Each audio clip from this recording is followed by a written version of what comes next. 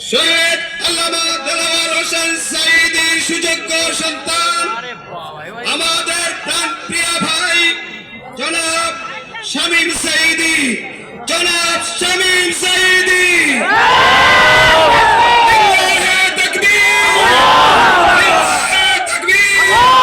বাংলাদেশ জামাতে ইসলামী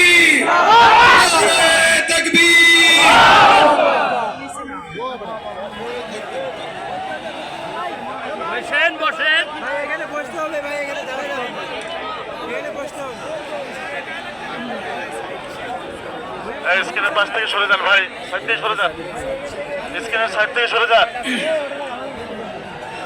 আলহামদুলিল্লাহ,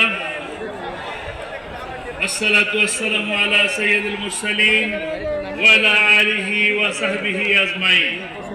আউযু বিল্লাহি মিনাশ শাইতানির রাজীম। বিসমিল্লাহির রহমানির রহিম। ইউরিদুনা লিইউতফিউ নূরাল্লাহি বিআফওয়াহিহিম আল্লাহু খায়রুল মুতিম্মিন নূরিহি ওয়া লাউ কারিহাল কাফিরুন। শহীদ আল্লামা বাংলাদেশ জামাত ইসলামী বরিশাল জেলা কর্তৃক আয়োজিত শামীম সাঈদী সাহেব আজকের এই কর্মী সম্মেলনের সম্মানিত সভাপতি,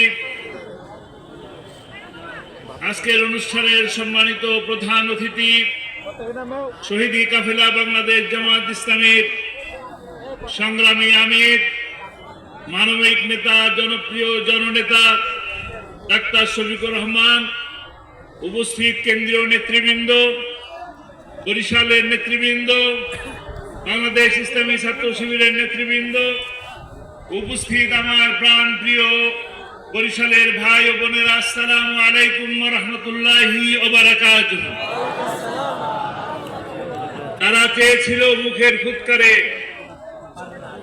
দিনের আলোকে, ইসলামের আলোকে নিভিয়ে দিতে, কিন্তু তারা বাংলাদেশের মুসলমান নেতা হতে দেয় নাই।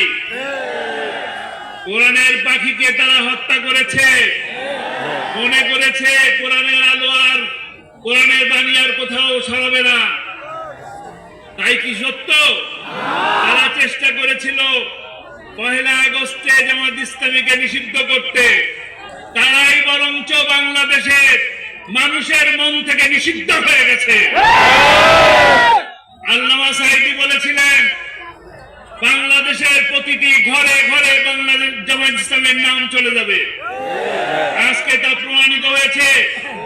বাংলাদেশের প্রতিটি ঘরে ঘরে, বাংলাদেশের প্রতিটি অঞ্চলে জামাত ইসলামীকে দেখতে চায়।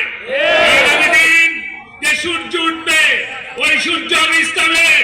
আগামী দিন যে পার্লামেন্ট হবে, সেই পার্লামেন্ট হবে কোরআনের, ইনশাআল্লাহ। আমাদেরকে ঐক্যবদ্ধ হয়ে কাজ করতে হবে। আমরা কোরআনের পাখিকে হত্যা করা হয়েছে, তার প্রতিশোধ দিতে চাই।